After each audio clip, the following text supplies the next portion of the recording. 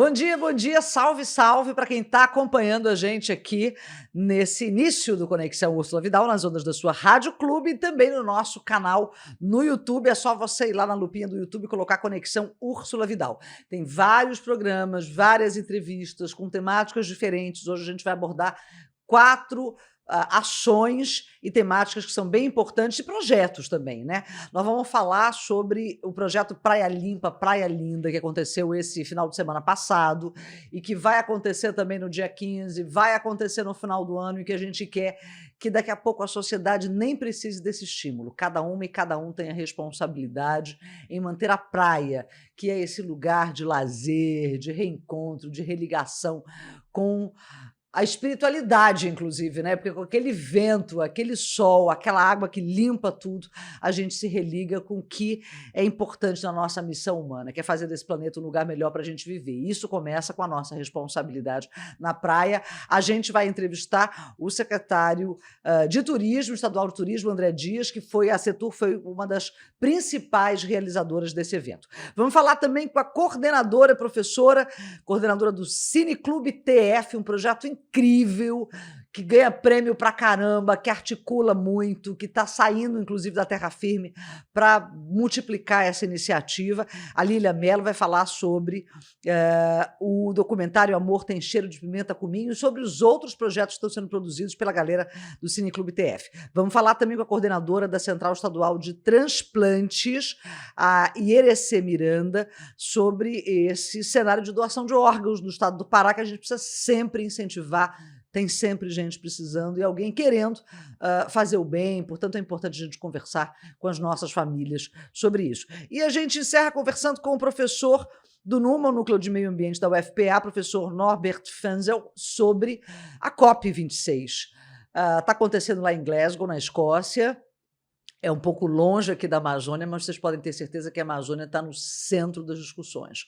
Evidentemente que não é só o futuro das florestas tropicais, mas o futuro da nossa espécie. Não é o futuro do planeta, não, gente. O planeta vai dar o jeito dele, entendeu? O planeta vai esquentar, vai esfriar, vai alagar, vai congelar. E as espécies vão sobreviver. Quem vai se dar muito mal nessa história é a nossa, e mais uma série de outras espécies, por conta da nossa arrogância, da nossa estupidez. Mas tem jeito.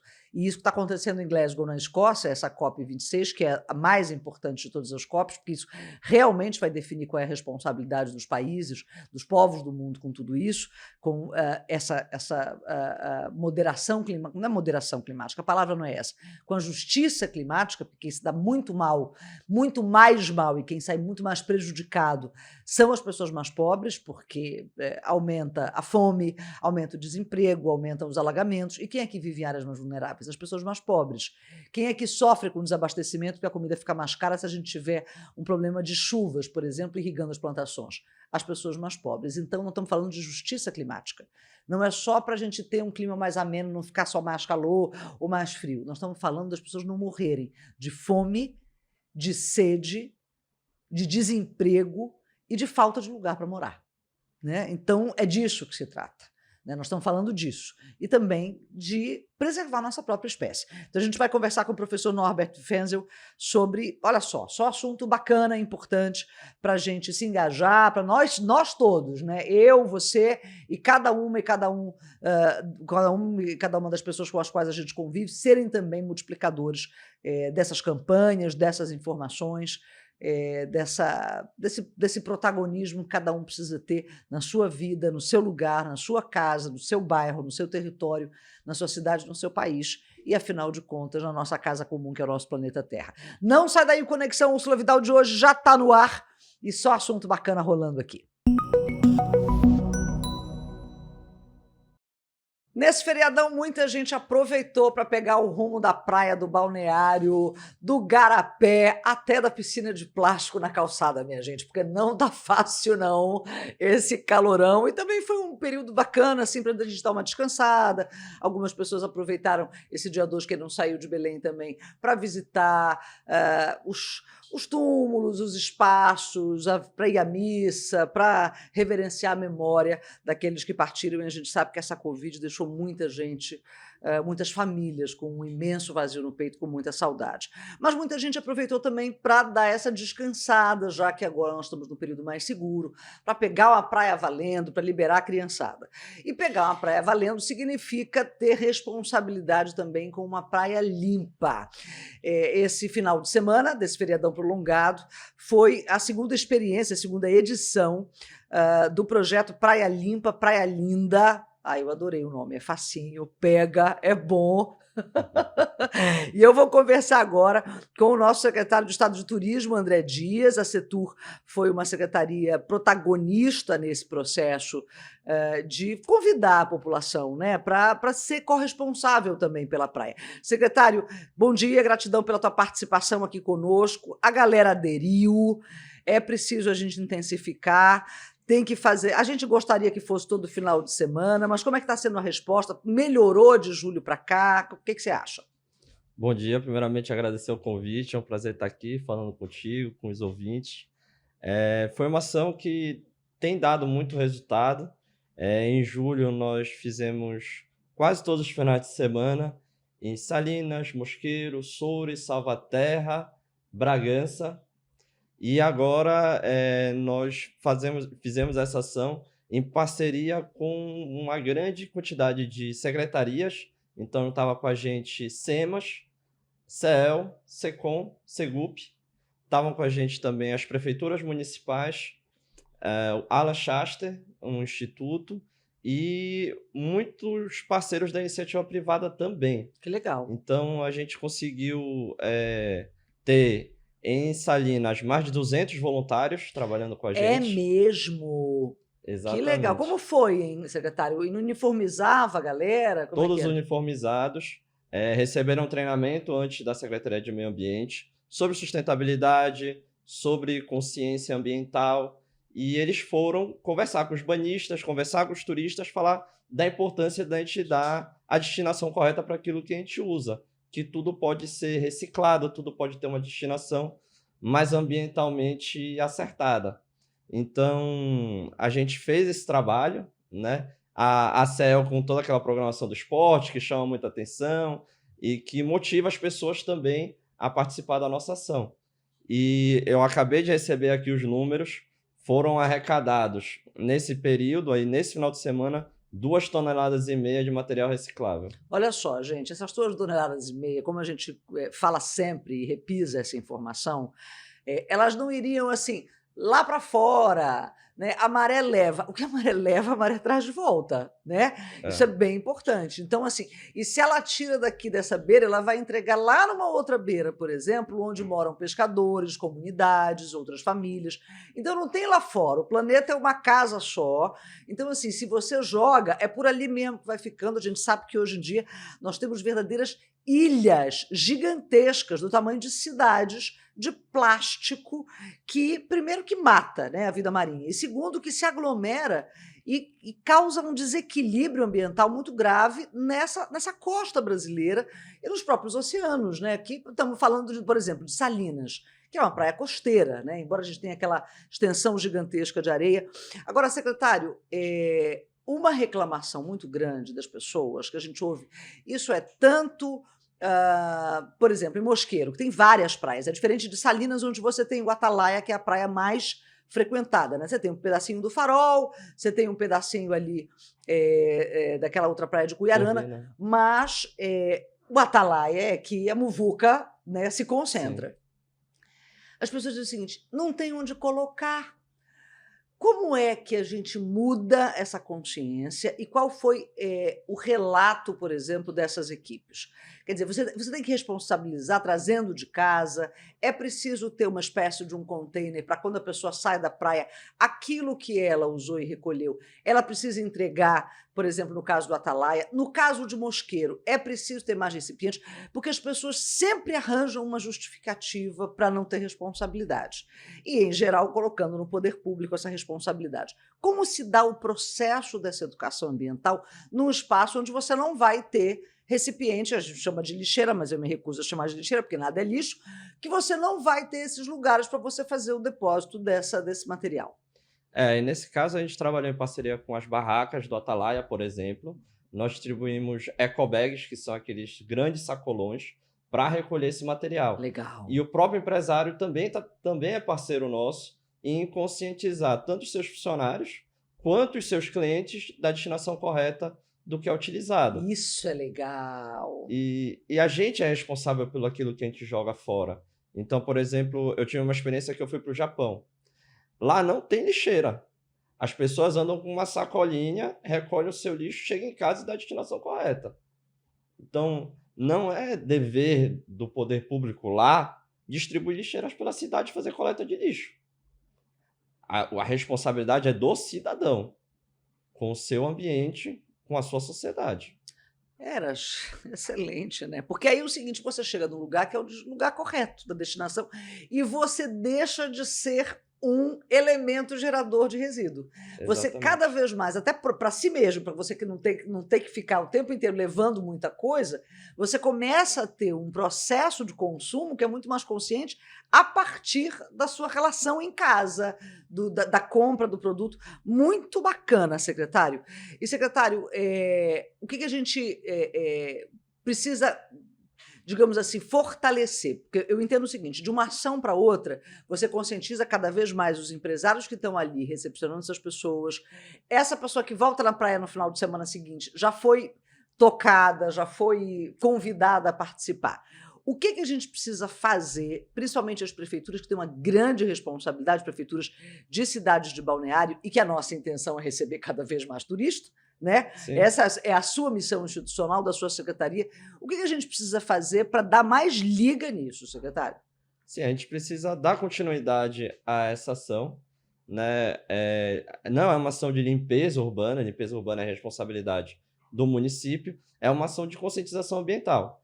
E a gente tem trabalhado também com as gerações mais novas, né? Então, nós fizemos um tapete gigantesco, que é um jogo para as pessoas, para as crianças aprenderem sobre responsabilidade ambiental, sobre qual é o nosso papel na sociedade, e uma série de jogos interativos que a gente está fazendo para que a gente mude essa nossa consciência, que a gente é responsável por aquilo que a gente levou para a praia.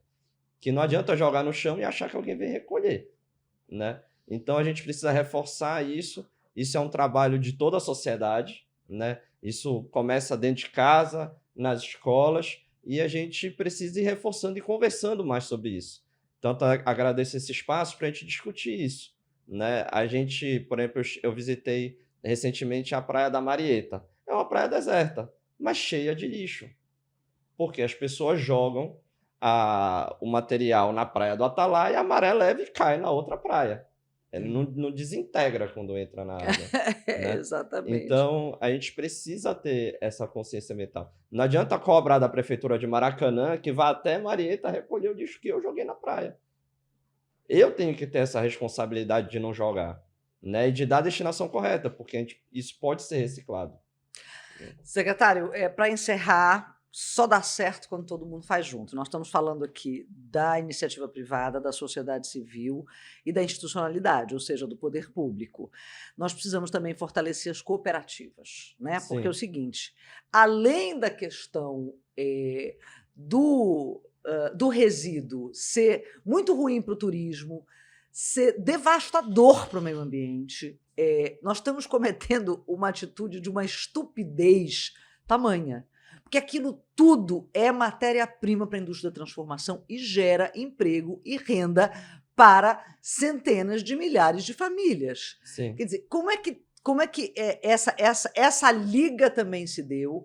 E como é que foi o resultado disso? Você percebeu que o secretário, quem está acompanhando a gente no YouTube, está vendo o secretário branquinho, ele está vermelhinho, ele foi para o sol, ele caminhou no sol, ele estava lá, ele fez o nome dele. A gente fez parte da ação de conscientização, né? Conversando com banhistas, turistas, né? E tudo isso não fecharia o ciclo se a gente não desse efetivamente a destinação correta para tudo isso que a gente coletou. 2,5 toneladas de material reciclável. Então, a gente já está trabalhando em parceria com as cooperativas, né, que dão a destinação correta, que reutilizam. Nós montamos uma feirinha de artesanato também no Maçarico à noite, com já material reciclado das ações anteriores. Que legal! Então, isso pode virar artesanato, mas pode virar muitas outras matérias-primas. Por exemplo, lá tem uma cooperativa que trabalha com ostras. Eles já produzem cerca de 1 milhão de ostras por ano. E eles precisam de garrafa PET para fazer a produção de ostra. E ele precisa de centenas de garrafas PET. Então, parte desse material já está sendo destinado para ele aumentar a produção. Isso é uma cooperativa que envolve vários produtores, né? E eles querem aumentar tanto o número de produtores quanto a produção.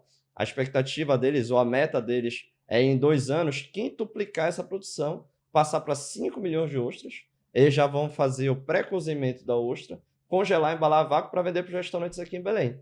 Mas eles precisam... Qual é o maior custo deles? A garrafa PET. Olha só, secretário. Então, a gente pode entregar isso para eles, né? Eles já produzem sementes, eles também compram sementes de curuçá e de outros lugares aqui, mas eles precisam dessa garrafa PET. Então, a gente já está também direcionando uma parte para eles e tudo pode ser ou reciclado ou reutilizado. Então, essa rede que a gente faz com as cooperativas que dá a destinação correta para o lixo ou para aquilo que é produzido, né? E a gente precisa ampliar essa rede de parceiros, né? A gente está começando com a ação, é a segunda ação, a gente vai repetir agora no dia 15 de novembro também, com a mesma estrutura, e também no fim do ano, que a gente já quer levar para mais praias. Sim. Secretário, que legal. E que bacana ver como esse ciclo todo está redondo, está bem pensado, está estratégico e tem tudo para crescer. Parabéns a todas as secretarias envolvidas, parabéns pelo resultado incrível, né? E pela sensibilidade também de envolver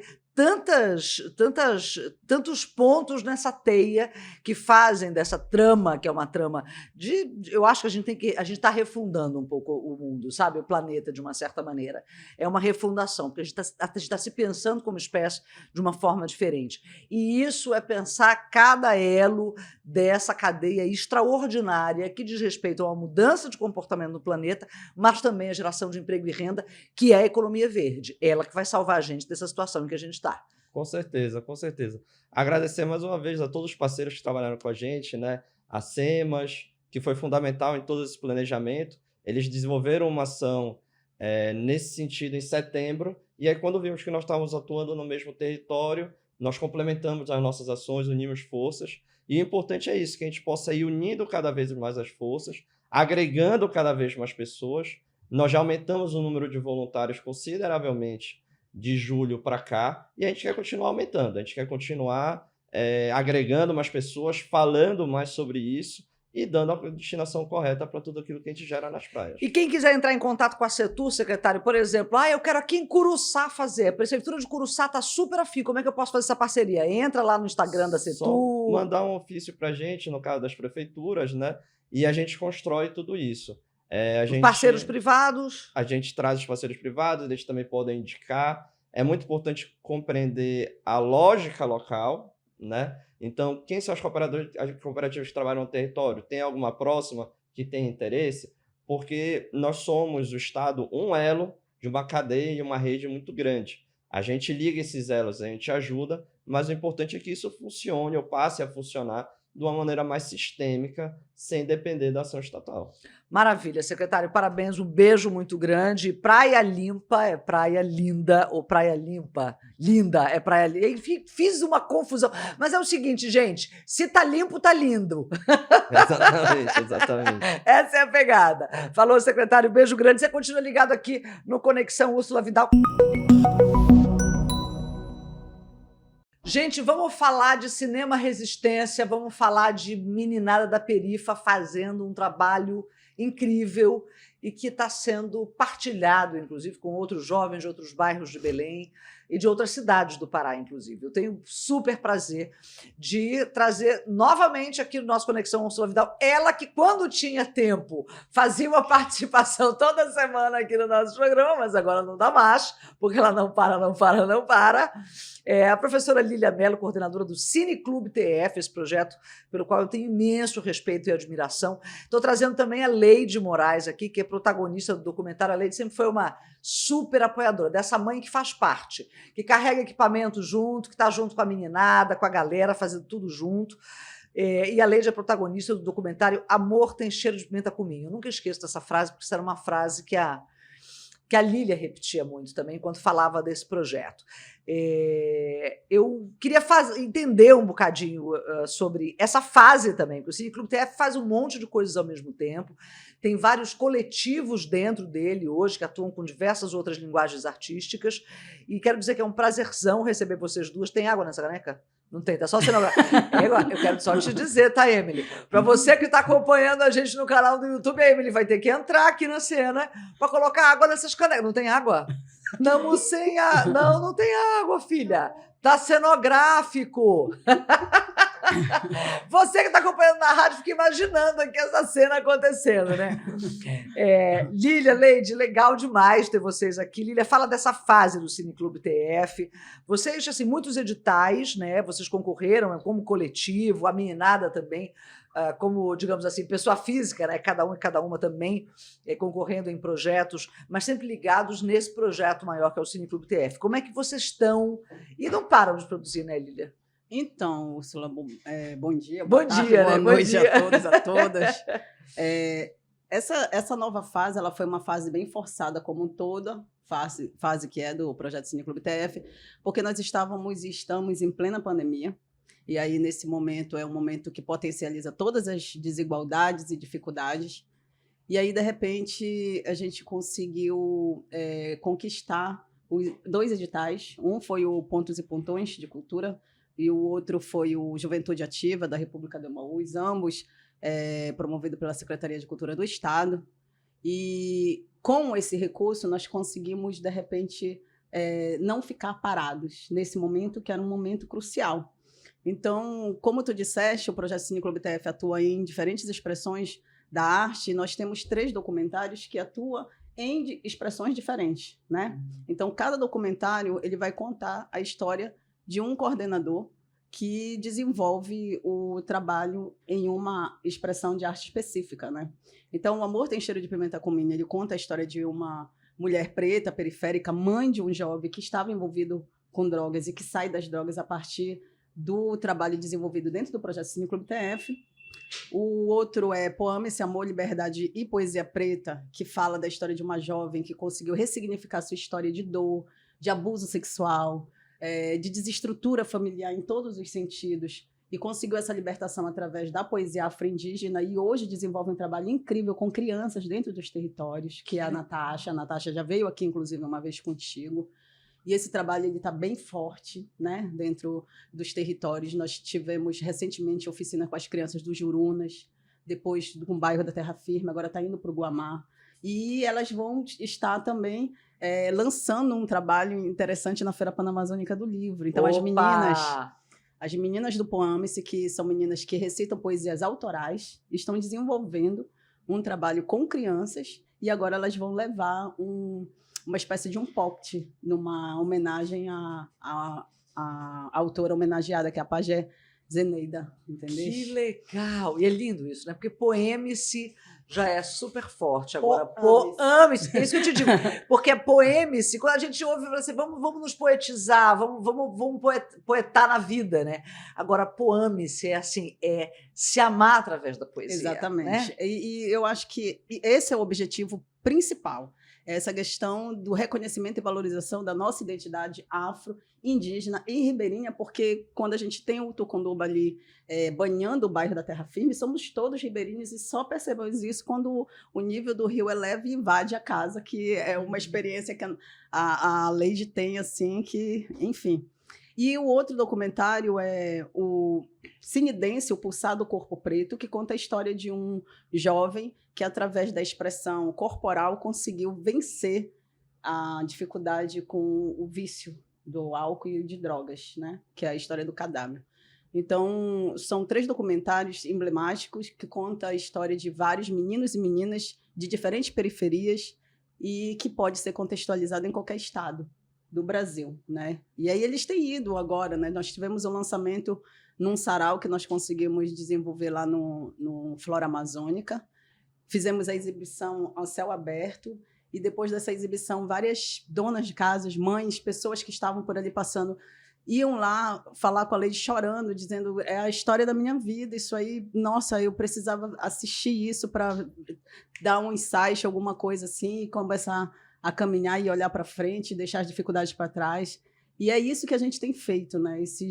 Essas produções audiovisuais com esse impacto social, para que, de alguma forma, ao mesmo tempo que seja vitrine para esse dom artístico que eles têm, né? Essa potência que eles têm enquanto sujeitos de arte, mas, por outro lado, também fomentar outras produções de outros jovens, de outras periferias, e também ser um exemplo de que as coisas não são fáceis, mas elas também não podem ser vencidas, né? O mal não pode vencer o bem. Então, a gente está aí justamente para ter esse exemplo.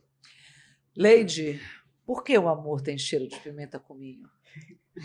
Bom dia, Úrsula. Bom dia a todos. Acho que é o tempero mais forte que tem, né?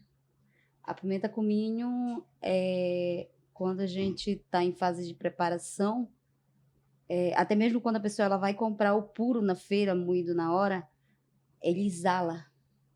É por isso que o amor tem cheiro de pimenta cominho. Conta a tua história ele é um muito pouco, né? forte.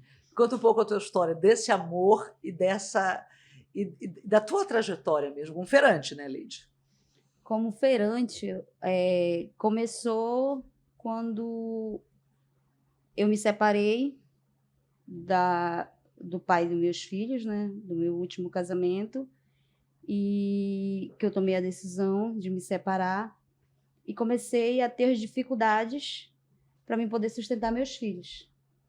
E para mim não fazer as coisas do passado que eu era obrigada a fazer, e já para não fazer, para sustentar meus filhos, eu comecei a ir para a feira, ajudar as pessoas a arrumar uma banca, carregar as basquetas com as coisas.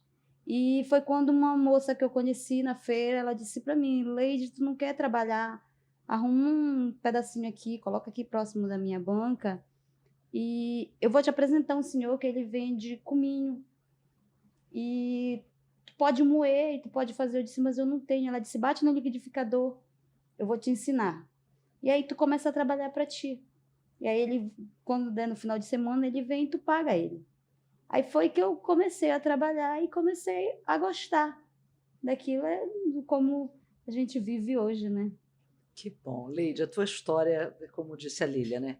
Uma história de tantas mães, e principalmente mães da periferia. A Lília, eu aprendo tanta coisa com a Lília, mas tem frases que são muito... Não são frases, né? São partilhas, são dores, inclusive, que precisam ser reveladas de uma forma responsável, porque a gente não revela a sua dor para dizer o seguinte, olha, essa é a minha história. A gente revela para dizer o seguinte, essa dor, ela tem nome, ela tem sobrenome, ela tem cor de pele, ela tem um território, ela tem um endereço.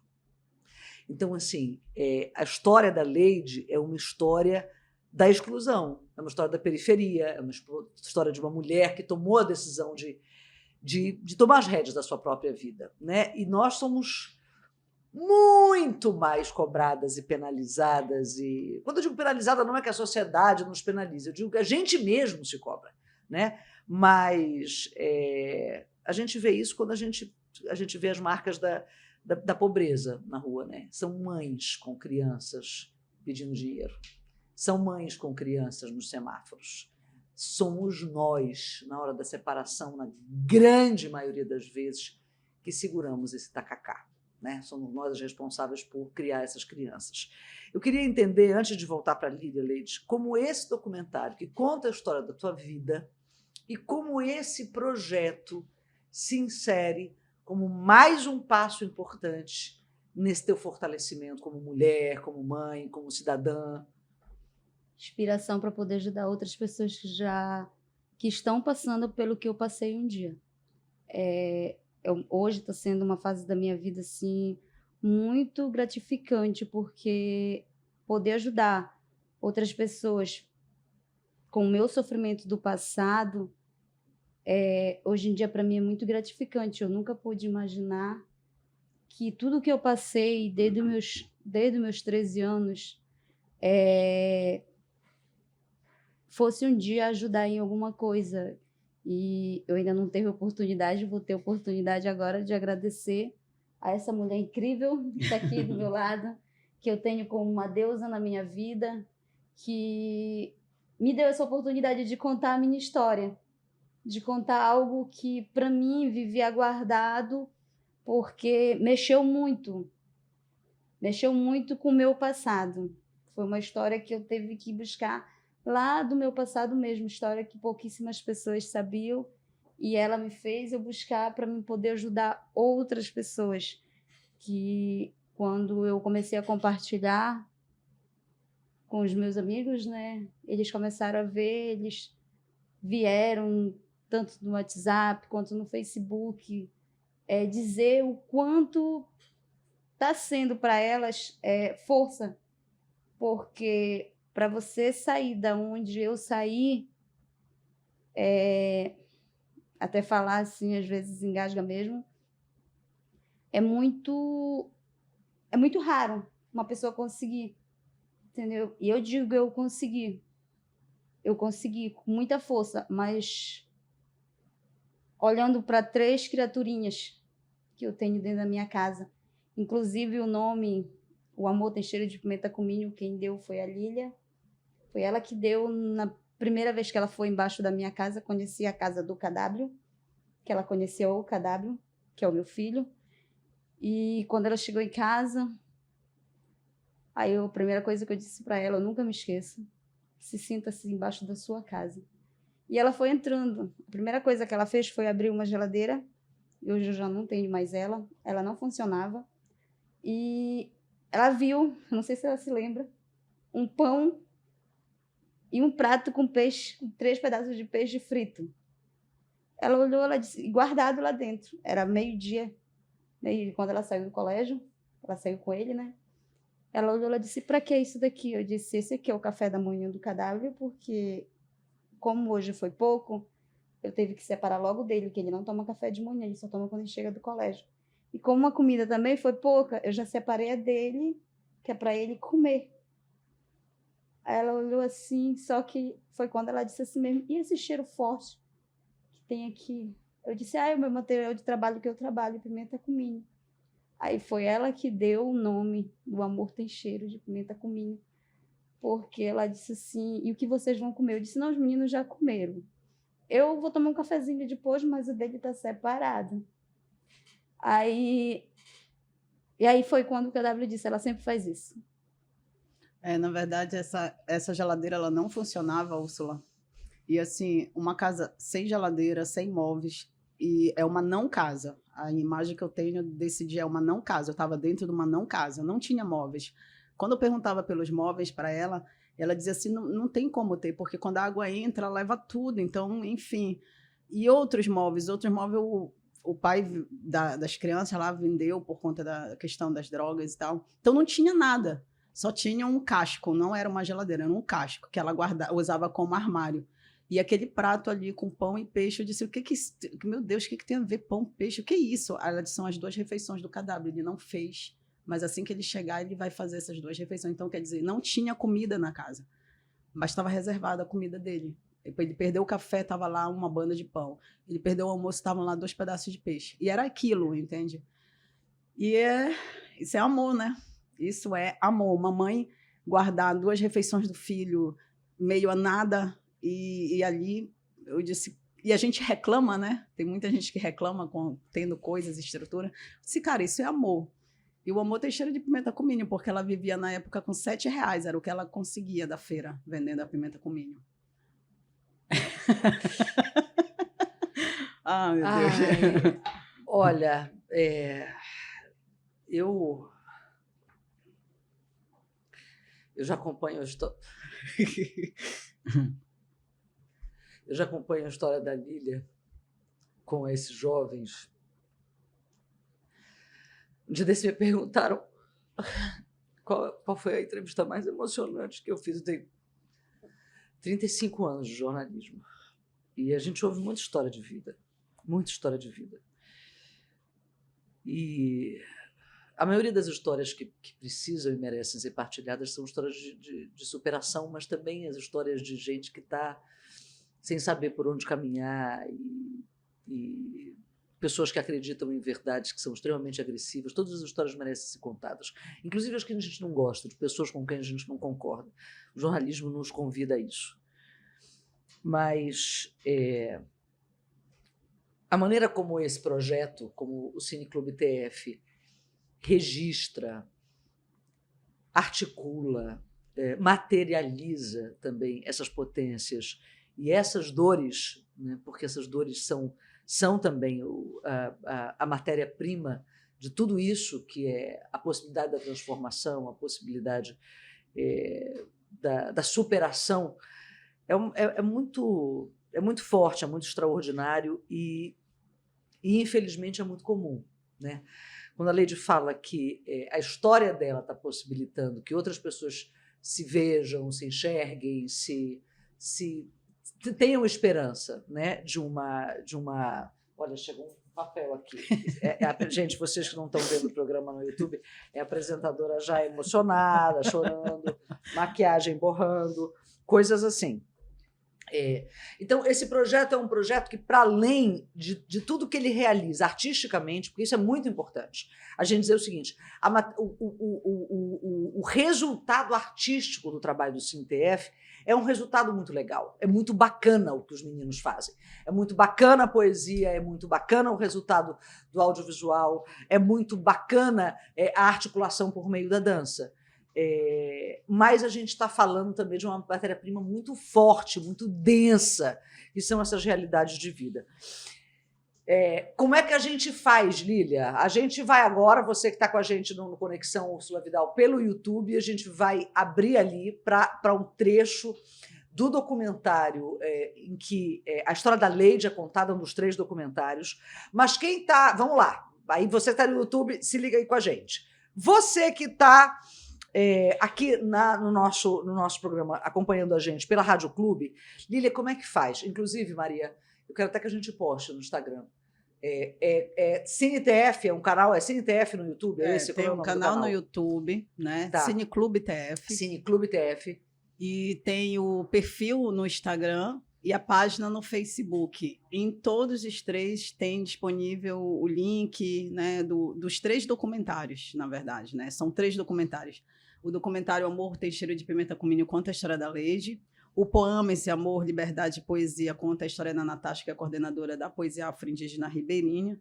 E o documentário Cine Dance, O Pulsado Corpo Preto, fala a história desse jovem que sai do vício das drogas para potencializar a arte com a dança. Hoje ele coordena um grupo de dança com mais de 35 jovens. Então, eu acho que é interessante não só conferir esses documentários que estão disponíveis nas redes, mas acompanhar também o trabalho do grupo, porque, por exemplo, como a própria Úrsula falou agora, e de fato, o nosso trabalho ele não para somente nessa produção artística, mas ele também dialoga com a comunidade para descobrir soluções de demandas coletivas, né? Hoje a Leide ela é uma liderança na comunidade, ela é responsável por um GT, que é um grupo de trabalho do projeto Cineclube TF, que o nome é Amor Preto Minha Cria, e constantemente a gente faz reuniões, faz um café da tarde, enfim, chama os responsáveis dos integrantes do projeto para mostrar para esses pais o quanto os filhos são produtores de arte e desconstruir essa ideia de que o que os meninos de periferia fazem não presta, né? Porque existe uma estrutura muito grande de criminalizar a arte periférica, principalmente de jovens como eles. Então, a partir dessas reuniões que a Leide coordena, eu tenho pais que hoje olham à frente do Brigadeiro Fontinelli, que é a maior escola do bairro e a segunda maior da rede estadual de ensino, que teve uma intervenção com grafite dos meninos do projeto, que antes ele chamava o filho de pichador e agora ele olha e aponta e diz, foi meu filho que fez isso aí, meu filho, olha, tá vendo? A moral do meu filho, fez uma intervenção na maior escola do bairro. E hoje aquele muro até serviu até de fundo para um desfile de moda na calçada da escola. Então, assim, é uma intervenção que eles estão fazendo que está desconstruindo essa ideia estigmatizada dessa arte, entende? E também Vou logo falando. Vai Vender falando, nosso peixe. mana. O Periferaste também vai entrar agora com a grafitagem de um corredor cultural dentro do bairro, porque antes eles já tinham feito, nos 70 anos dos direitos humanos, com o Fundo Brasil, Do Terpaz? o Pré-Amar da Paz. Do Pré-Amar da Paz, do É, corredor? Que legal! Eu não sabia! Me conta, mana! A gente está empolgado, sabe? Que Porque legal! como nós tínhamos feito uma intervenção com a arte, com grafite dentro do bairro, nós montamos um itinerário de um turismo de base comunitária em que você ia conhecendo pontos estratégicos do bairro que era tido antes como um deslocamento receoso, olha, não vai para aí que senão vai acontecer isso, aquilo, outro, e que agora passou a ser ponto de socialização, porque a gente vai para frente do muro grafitado, contar a narrativa de uma pessoa que é importante para o bairro, tipo o seu Cotó, que venceu a Covid plantando, e as plantas lá fizeram uma intervenção natural na perimetral. O seu Cotó estava muito deprimido na época lá, e eles foram lá e grafitaram, e isso daí deu um ânimo muito grande para ele. Que bacana, Lília. Aí a gente foi para lá e fez um sarau na perimetral, não foi? Entregamos 2 grandes painéis, um em homenagem ao Padre Bruno, que também foi uma referência muito grande, uma perda absurda durante a pandemia, e o outro foi o seu Cotó, né, que a gente entregou. E aí, agora com Pré-Amar da Paz, a gente vai dar continuidade a essa intervenção para construir esse corredor cultural que vai ser... São painéis que a gente vai estar homenageando as mulheres do bairro. Opa! Então, assim... Bom, enfim, tem coisa para caramba para fazer. Eu gostaria muito que vocês pudessem visitar a nossa página, a nossa rede e conhecer esse trabalho, que é um trabalho fantástico e que já está dialogando com vários outros territórios. Né? Que legal. Isso é muito legal também, né, Lília? Que vocês, digamos... Além da partilha, vocês articulam outros coletivos, outros jovens, outras mães, né? outras pegadas, porque também tem isso. A TF é um bairro muito forte, né? Muito potente. Mas os Jurunas também, o Bengui também, a Cabanagem também tem uma cena muito legal de uma galera que faz grafite. Então, assim, em todo lugar tem meninada incrível, forte, tem histórias de vida dolorosas, como a da Leide, mas de superação. Não é em todo lugar que tem uma Lília, mas... mas a gente vai, né? A Leide vai chamando e vai trazendo, feito uma pororoca, essa mãezada, esses pais, essa galera que quer refundar, gente, uma sociedade que seja mais diversa, mais bonita, mais livre, mais pulsante, mais viva, de vida, de oportunidade e de amor, que é o que a gente está precisando. Lília, tem agenda? Como é que tá? Vocês agora estão trabalhando, estão entregando, né? Estão entregando as coisas, né? Na verdade, nós estamos em novembro, né? Da consciência negra. E aí é quando se descobre que preto existe, eu costumo dizer isso, porque a agenda ela fica hiperlotada. A professora Zélia que diz isso, eu já estou cansada por agora, porque só em novembro que eles descobrem que eles querem falar sobre racismo. Então, a gente tem sim agenda, nós temos o Cine Garagem, né, que fazemos independente, a nossa agenda ela é fixa, mas aí nós fomos convidados para vários eventos, tem o Centenário Paulo Freire, que vai acontecer na Lepa, que nós vamos fazer um pocket lá, apresentação cultural. Tem a Promotoria de Infância e Adolescente, que agora, sábado, dia 6, vai estar com a gente lá na sede provisória / permanente do projeto, que é a minha casa. E nós vamos estar entregando as cestas básicas, mas também nós vamos estar oferecendo um sarau. Tem a Marituba, que nós vamos participar também de uma aula inaugural, juntamente com a equipe do Terpaz. Na verdade, é o Terpaz que está organizando tudo isso, e nós vamos contribuir também com uma agenda cultural. E tem também a mostra, né, da Semana Preta, que vai ser lá dia 27, na Gasômetro, né? Uhum. E aí nós estamos fazendo uma espécie de curadoria para poder fazer levantamento das produções audiovisuais do bairro da Terra Firme e de outras periferias para compor essa mostra. Então... maravilha, gente. É o seguinte, que bom, né?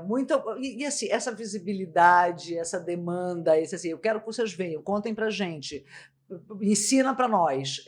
Isso aí é resultado de um trabalho, né, Lília? Muito consolidado e muito respeitado, que começou com uma sessão de cinema. Isso. Né? E que hoje é uma trilha muito segura de histórias de vida extraordinárias que estão caminhando e chamando mais gente para trilhar esse caminho. Te amo, tá? Eu Grata também te por amo tudo. muito e já vou deixar aqui a minha... Eu sou enxerida, né? A minha sugestão. A Débora Ferreira é uma professora doutora pela Unicamp, que defendeu o doutorado dela lá na Unicamp. E essa tese de doutorado nós sentamos, já organizamos e escrevemos um livro a partir dessa tese. E esse livro já está na pré-venda e vai ser lançado na Feira Panamazônica do Livro. E ele conta exatamente essa prática pedagógica de autonomia e de protagonismo juvenil. Então, quer dizer... Vocês duas fizeram um livro? Foi. Ah, e ela vem? Vem. Ah, que legal, A Débora Lília. Ferreira. Então, Aham. assim, o Cineclube TF virou uma teoria dentro da Unicamp, né? Defendida já, e agora legal! livro, né? Então, enfim, estamos lançando o meu livro. Gente, então tá, lá na frente a gente já chama de novo para falar desse livro, né? Já chama a Lília Débora, porque afinal de contas ela já era colunista, por assim dizer, né, aqui do nosso Conexão Úrsula Vidal. Leide, um beijo no teu coração. Manda um recado para essa galera incrível aqui da TF que está te ouvindo e que tem em ti um super exemplo também, mana. Só dizer, gente, obrigada mesmo por tudo, pelo apoio, ao Cineclube TF, que com certeza está em peso, nos ouvindo, minha galerinha que eu amo de paixão, meus filhos que eu tenho como filhos, que depois que Deus me deu 3, a Lília me concedeu mais ou menos uns 60, que eu tenho como filhos, que eu cuido, que eu aconselho, que eu estou ali para as mãezinhas, que eu amo também de paixão, que elas conversam, a gente conversa muito, saudades mesmo, a gente estamos se encontrando de novo, vai voltar de novo os nossos encontros, nossos chás da tarde, nossas brincadeiras. E o recado que eu tenho para dizer a todos que estão nos ouvindo, mães principalmente, como eu, acredite no filho de vocês. Sempre olhem para eles como positividade, porque muitas vezes eles podem até fazer coisas erradas, mas se a gente estiver ali sempre dando uma força moral, olhando para eles como o melhor, eles sempre vão trilhar caminhos bons. Porque uma coisa, eu tenho um ditado que eu tenho comigo. Enquanto não me trouxerem fotos, vídeos e testemunhas, os meus filhos sempre terão razão. E eu sempre estou do lado deles. Sempre, em todos os momentos, eu estou com meus filhos. E até hoje, isso para mim é muito gratificante e eu agradeço muito a Deus por o caminho que meus 2 filhos, um já maior de idade, que está com 20 anos, que saiu do mundo da criminalidade, saiu das drogas, pelo que ele quis ser, e eu apoiei. Porque hoje em dia tem muitos pais que não apoiam seus filhos naquilo que eles querem ser, e eles vão para o outro caminho. Então, apoie sempre seus filhos a ser o que eles querem. A minha outra filha, que tem 16 anos, é menor de idade, graças a Deus, não tenho que me queixar, mas sempre porque eu sempre estou ali. Além de ser mãe, ser amiga, que eu acho que vale muito mais do que ser mãe, é ser amiga dos filhos. É esse conselho que eu tenho para dar. Pedir, né? No caso, eu tenho um pedido. Seja mais amiga do que ser mãe. Porque a gente, mãe, sendo amiga, eles não têm por que procurar as amizades lá fora. E sim dentro de casa. Era isso. Goá!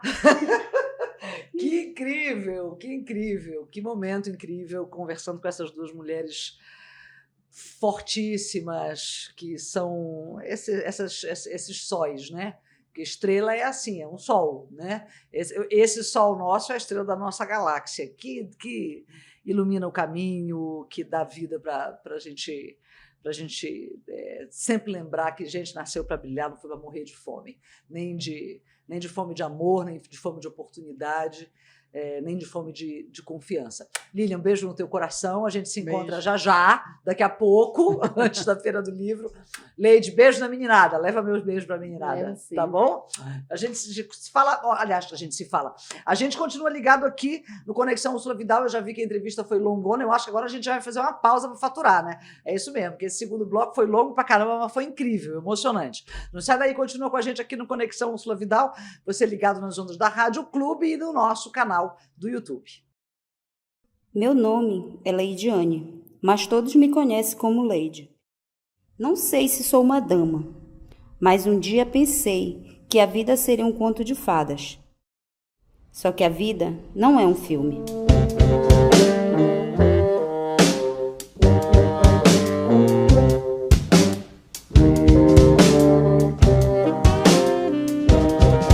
Eu cresci, os meus pais adotivos me fazendo lembrar que eu fui abandonada. E eles me pegaram para me criar.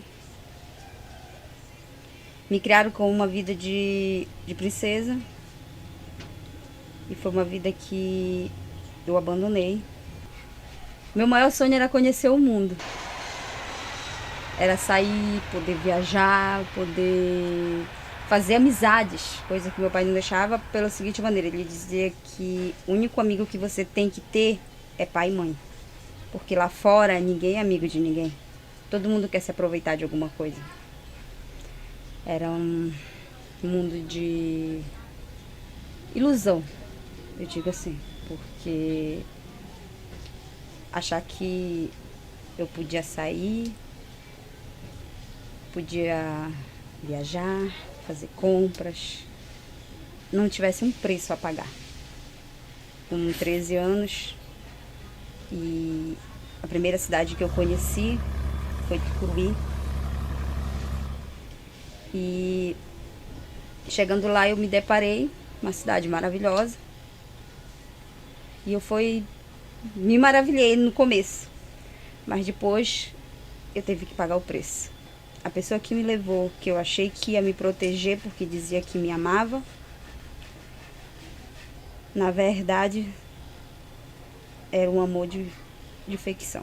Só me levou para me usar.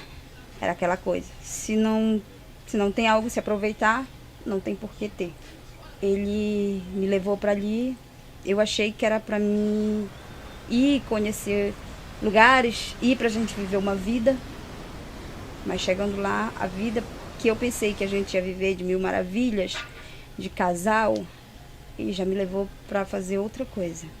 Eu descobri, na verdade, foi o momento que eu disse não para uma pessoa, e essa pessoa disse: você vai ter que fazer porque eu já paguei.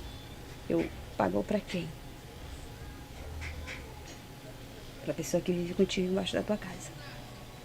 E você vai ter que fazer. Foi o meu primeiro abuso sexual. E foi a primeira surra que eu levei dele. Porque ele disse: eu te trouxe pra cá, paguei tua passagem, pago tua comida, pago roupa pra ti. E é teu direito de me devolver tudo o que eu te dou. Foram 3 anos. Até os meus 15, quando eu engravidei da minha filha mais velha. Quando ele descobriu que eu estava grávida, ele tentou fazer um aborto espontâneo. E eu descobri que tinha um navio que vinha para Anapu. E eu mesmo grávida, com 2 meses, eu troquei o meu corpo praticamente com o cozinheiro e pedi para ele me trazer para Anapu. De Anapu eu vim fazendo isso até chegar em Cametá. Foi quando ele descobriu que eu estava em Cametá, ele começou a me perseguir. Descobriu que eu tinha tido a menina, começou a me perseguir. Já não era perseguição para me ter de volta, mas sim para me matar. Foi quando ele apareceu, época de carnaval. E eu conheci uma outra pessoa e viramos amigos porque ele trabalhava lá perto. E quando ele descobriu onde eu estava trabalhando, essa antiga pessoa que eu vivia, que era o pai da minha filha, começou a ir lá. Quando eu ficava esperando eu sair, quando eu fechava, ele me agredia. Então esse rapaz que eu conheci começou a me levar em casa. E foi um dia próximo da viagem dele, para ele vir embora para Belém. E essa antiga pessoa que estava comigo, na hora que eu saí, nessa hora ele saiu me puxando pelo cabelo, no meio do povo, me levou para um local. No momento que a gente estava sozinho, eu consegui me safar dele. Mas aí, quando ele agarrou no meu cabelo de novo, eu consegui alcançar um pedaço de pau. E com um pedaço de pau eu ainda consegui bater ele, que ele caiu no chão. Aí nessas alturas ele ficou no chão jogado e eu saí correndo. Aí eu precisei praticamente sair fugida de Cametá e até mesmo abandonar minha filha para lá. Que é o pior momento da minha vida, foi esse. Eu ter que abandonar uma criança com 7 meses, precisar fugir. Eu fiquei escondida no porão do barco, até no outro dia. Quando o barco saiu, eu vim embora para Belém com ele. Eu cheguei aqui e começou a outros lados da história. Quando eu cheguei aqui, eu vim justamente para cá, da terra firme, vim justamente para essa casa. Na época era uma casinha de madeira. E eu só tinha 15 anos de idade. Foi porque quando eu cheguei aqui, a única coisa que tinha era um fogão. A mãe dele que dormia numa rede. E umas panelas velhinhas. Eu fiquei olhando para aquela situação e disse, não era o que ele me falava que tinha. Com uma semana depois, peguei ele usando entorpecente. Foi questionar, levei o primeiro tapa. Primeira agressão física. De lá começou. Eu precisei voltar a viver aquela vida de novo, de vender o meu corpo para mim poder comer. Para mim e para a mãe dele. Porque até muitas vezes quando a mãe dele, quando ela recebia o dinheiro, quando ele não pegava o dinheiro dela todo e gastava, que era o salário dela que ela recebia de aposentadoria, a comida que ela comprava, se a gente deixasse, ele pegava e ia vender. Cheguei, minha filha estava dormindo, deitada numa rede aqui embaixo, dormindo, era 10 horas da manhã. Eu acordei ela. Por que você está dormindo? Ela disse pra mim, porque eu durmo pra me esquecer a fome. Eu tô com fome desde ontem, mãe.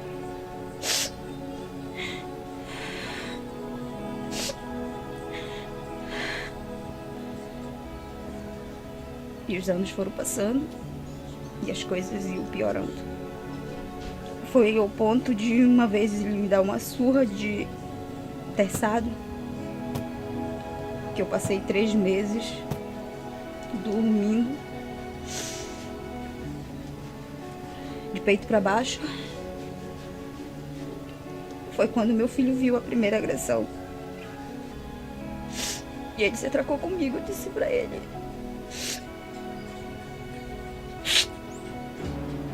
meu filho, eu te prometo que a partir de hoje tu nunca mais vai ver homem nenhum me batendo. Só que aquele prometimento que eu tinha feito pra ele, eu achava que eu nunca ia sair daquela situação. Foi a minha primeira tentativa de suicídio. Quando eu tentei me enforcar a primeira vez. A segunda foi quando eu me joguei na frente do carro.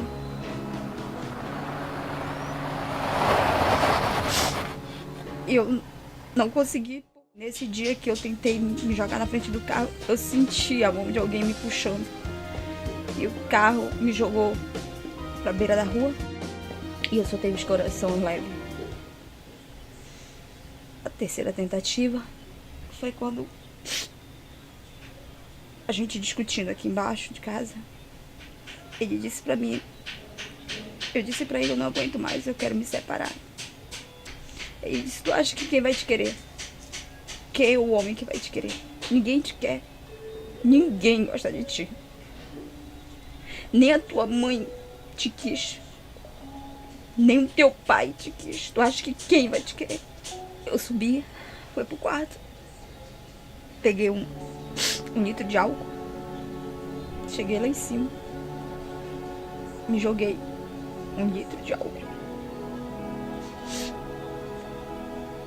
Só que eu esqueci que a caixa de palito estava no meu bolso. Quando eu puxei a caixa de palito, ela estava molhada. Eu tentei riscar e ela não pegou. Foi a última vez que eu tentei me matar. Quando entrou um rapaz, que ele pediu ajuda, aí entrou um rapaz, se sentou comigo e falou pra mim: acorda pra vida, o teu problema é que você tá dormindo. Você precisa acordar. Você precisa se amar. Você precisa se dar valor a si próprio. Quando eu olhei atrás dele, estava o seu Zé. Bem atrás dele. Seu Zé estava perfeitamente. Eu deixei de ouvir a voz dele e olhar para o seu Zé como se eu já estivesse falando no meu ouvido: eu tô contigo. Sempre eu estou contigo. Mas no momento que tu me aceitares de verdade, eu vou mudar a tua vida. Aí começou a minha luta. Mas aí eu já não estava mais sozinha. Eu tinha seu Zé. Desde então, transformei cada gota de suor na construção de um futuro diferente para minha família. Essa esperança é temperada a cada dia por 2 ingredientes simples: a pimenta e o cominho. As pessoas sempre me ajudando. Sempre me ajudando. Ela desapareceu do nada na minha vida. Ela disse assim: Leide, por que tu não coloca pra ti aqui na tua entrada uma banquinha, mano? Começa a vender pimenta do reino, cominho. Pra te arrumar o teu dinheiro, eu disse: eu não tenho condição. Ela disse: eu vou te apresentar um senhor que vende pra te pagar durante a semana. Eu vou me responsabilizar por ti. Eu disse: poxa, se tu fizeres isso, eu te agradeço. E aí ela falou com ele prontamente. Inclusive foi ela que me deu essa maquininha de moer cominho. E eu comecei a trabalhar, vender cominho. Botei umas basquetas dela e comecei assim, a vender numa basquetinha. Eu arrumei uma senhora que me deu trabalho para me costurar na casa dela, meio período. Como eu sou costureira profissional, aí ela me arrumou para me trabalhar meio período, porque de manhã eu ficava na banca e à tarde eu ia para casa dela. Mesmo assim eu continuo trabalhando. Inclusive eu continuo com a minha banca, continuo lutando. Eu acordo cedo, venho para cá, trabalho e vou para lá, fico na banca até meio-dia, até 1h, conforme o movimento da feira. Entro, muitas vezes a banca dá R$2, R$5, mas graças a Deus hoje já está bem estável. Daqui a 10 anos eu quero estar na minha casa, junto com meus filhos, é claro, todos ao meu redor, e poder estar vivendo uma vida bem melhorzinha de tudo que eu já vivi. Eu peguei a indenização do trabalho que eu estava trabalhando. Eu não tirei 10 centavos para mim. Eu gastei tudo em material para construir o que está aqui agora. Como aqui aí é pequeno, vai ser feito assim. A parte de trás ali vai ser o meu quarto, onde eu vou ficar por enquanto. E aqui eu vou fazer uma cozinha americana. Mistura de sala e cozinha, onde vai ter só uma muretinha que vai dividir a sala e a cozinha. Em cima vai ter os 2 quartos dos meus filhos. Eu vou continuar com meu bebezinho dormindo aqui embaixo, que ele dorme comigo. E vai ter os 2 quartos dos meus filhos. E provavelmente para cima eu quero fazer o terraço, que é onde meu filho vai ter espaço para ensaiar. No meu caminho, descobri que a vida não é mesmo um conto de fadas, mas uma coisa é certa: todos nós temos uma história, feita de risos e lágrimas, erros e acertos. Posso dizer hoje que estava errada. A vida pode ser sim um filme. E essa é a minha vida, a minha história. Me diz uma forma de se apimentar, de alguma coisa nada a dar. Me revela uma forma de amar, sem entender não consigo explicar. Em tudo isso não consigo relatar, de alguma forma não se pode completar. Me diz sua opinião, de algum jeito não tem satisfação. O ódio que sinto não são rebatidos e sim compreendidos. 5 horas da manhã não tem nada a saborear, mas sempre tem um cheiro a se notar. Pode-se compreender que um axé vai ter, um amém sempre vai se manter. Não gosto, não suporto, não compreendo o jeito que se comporta o evento. Já sei o que eu vou fazer, com isso serei você. Sempre tentando com um sorriso no rosto e ainda conseguindo. E eu tentei o mínimo do que eu preciso. A canção que se ouve entre outros não tem significado aberto, mas para ela é o dia dela. Abre a janela, seca o rosto, mas um dia não desiste. O tempo passa e o que resta, sentimentos, cicatrizes. E ver o sol nascer não é tão fácil quanto parece. Sente que você é menor do que merece. Com isso ela permanece e o cominho, o pimenta e o amor compensa quem merece. Agora eu acredito que o amor tem cheiro de pimenta e cominho.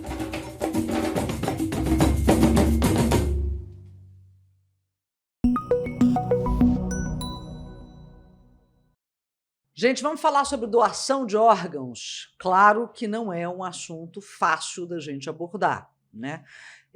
Quem faz doação de órgãos, a pessoa viva em geral, é porque você vai doar um rim, por exemplo, para algum parente, né, uma pessoa próxima da família, ou algum amigo ou amiga muito próximo.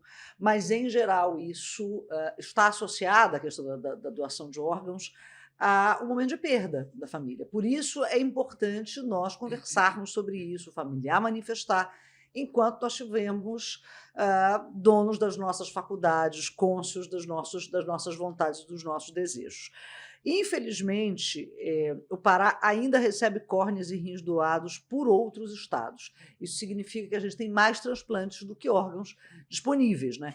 Eu vou conversar agora com a doutora Irecê Miranda, que é coordenadora da Central Estadual de Transplantes, sobre esse assunto, que é um assunto permanente. A gente tem um mês, doutora, boa tarde, gratidão pela sua presença aqui conosco, a gente tem um mês que seja um mês, digamos, de uma campanha nacional de doação de órgãos, ou os órgãos de saúde procuram, ao longo do ano, fazer uma campanha permanente? Obrigada pelo convite, e muito importante estar tratando de um assunto que em todo o Brasil precisa ser mais divulgado, em especial no nosso estado. A doação de órgãos, ela é mais enfatizada no mês de setembro. No dia 27 de setembro, dia de Cosme e Damião. Olha só. E tem uma história, por que dia 27 foi realmente considerado o Dia Nacional do Doador de Órgãos. Diz a lenda que Cosme e Damião realizaram o primeiro transplante da humanidade. E como aconteceu isso, né? Um diácono de uma igreja da Itália teve a sua perna amputada por conta de uma gangrena, e no mesmo dia morreu um etíope. E durante o sono desse diácono, 200 anos após a morte de Cosme e Damião, ele diz que ele teve um sonho, aonde Cosme e Damião apareceram, tiraram a perna do etíope que tinha falecido e transplantaram no lugar da perna dele perdida. E por isso Cosme e Damião são considerados os padroeiros dos cirurgiões, e por esse motivo também o dia 27 de setembro é o Dia Nacional da Doação de Órgãos. Que coisa linda, que história bonita, que bonito. E então, dia 27, todo o Brasil se mobiliza mais intensamente. Mas é muito oportuno que as campanhas, as informações, elas sejam contínuas. E estamos trabalhando nesse pós-pandemia para que em 2022 a Secretaria de Saúde faça, então, essa sensibilização contínua. Como é que acontece esse processo? Por exemplo, tem a carteira de habilitação que ela já tem. Sou doador, eu acho que eu sou doador de órgãos ou doador de córnea, né? Eu acho que tem uma... Na própria carteira de habilitação, a pessoa pode fazer essa manifestação. Mas não é obrigatório ter digamos, essa pré-manifestação na carteira de habilitação. A pessoa pode ter conversado com a família ou... se a pessoa não conversou, ainda assim a família pode, porque às vezes não tem um documento para comprovar, mas a família, como responsável daquele ente que faleceu, que partiu, ela pode tomar essa decisão, correto? Filhos, esposas, como é que funciona isso do ponto de vista formal, legal? Muito importante estar falando sobre isso, porque antigamente, há alguns anos, realmente o que trazia a carteira de identidade tinha validade. Mas isso já não tem mais valor e quem decide realmente é a família. Então, não importa se está ali na carteira de identidade. É da identidade, não é da habilitação, é da identidade, entendi. Isso. Ou formalizado em algum documento, né? Se a família disser não, é não. No Brasil, é a família que decide. Tramita no Congresso Nacional um projeto de lei para que, mesmo a família não autorizando, mas se tiver algo escrito pela pessoa falecida, que seja, então, efetivada a captação dos órgãos. Mas isso ainda está tramitando. Mas, na nossa experiência, o que ocorre? Quando a pessoa verbaliza isso para a família e diz que, quando ela falecer, ela tem vontade de ser doador, e é essa informação que a gente pede, que todo mundo que tem esse querer, né, de ajudar as pessoas, que digam isso para as famílias. Então, nós não conhecemos nenhum caso em que a pessoa queria doar em vida e verbalizou isso para a família e a família foi contrária. Certo. Então, geralmente a família ela faz a vontade do falecido, né? Ou até mesmo quando às vezes ainda não verbalizou, mas a pessoa tinha o hábito de ajudar as pessoas, as famílias doam. Então, é muito importante realmente informar a família, avisar a família que quer ser um doador, porque no momento, até esse momento, quem decide realmente é a família. Então, é ela que tem que saber. E você falou uma questão importante. Quem que pode doar? É qualquer familiar? Não é. Até o 2º grau, na linha reta ou colateral. O que isso quer dizer? Que um primo de 2º grau pode doar? Não. Autorizar a doação, né? Autorizar. Autorizar a doação, não. Quem pode são avós, pais, filhos e irmãos. Né? Esses são os que podem, os parentescos, os parentes, ou cônjuge. Isso, certo. Ou cônjuge. Certo. Doutora, a gente tem a doação de medula óssea, que é uma doação que não precisa ser de uma pessoa falecida, né? Você vai lá e registra. Como é que é o nome? É o Redome? Redome, exatamente. Eu já até sou registrada lá no Redome. Como é que a pessoa pode fazer? Porque a medula óssea, o doador de medula óssea, para ter compatibilidade, realmente é uma conjunção astral, né? E deve ser muito prazeroso para alguém quando essa pessoa é chamada a dizer, olha, achamos uma pessoa que é compatível e que está precisando, né? Ela tem que ir onde? É no Hemopa? Isso, é no Hemopa. A doação de medula ela é feita em vida, apenas em vida, e a medula óssea não se trata de medula espinhal, né? Mas é o líquido que passa no interior dos nossos ossos e é muito parecido com o sangue, só é um pouco mais gorduroso, né?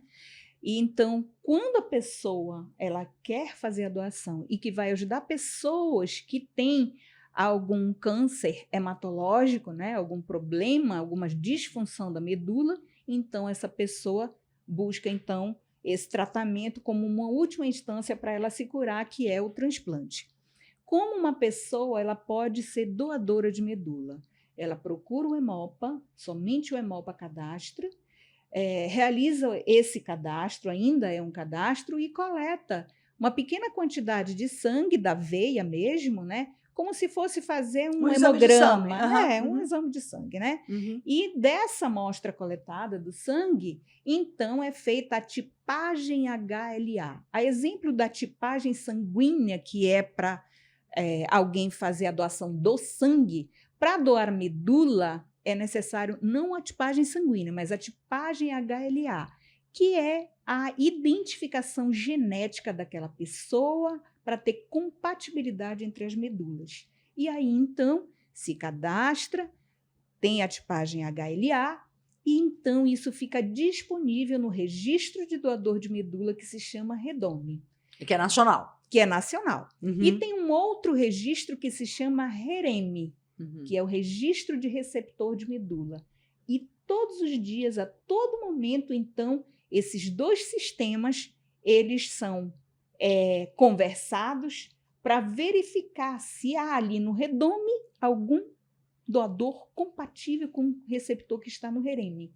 E uma vez identificado, esse doador, então, é chamado e, quando eu digo que ele pode ser o bilhete premiado da Mega Sena de algum paciente, ele tem essa felicidade de doar, de ajudar e a sua medula se recupera em poucas semanas. É o milagre da solidariedade acontecendo. Doutora, para a gente encerrar, quais são os casos de falecimento para os órgãos, que em geral são os órgãos mais demandados, que são a córnea, o rim, em geral córnea e rim, né? Isso.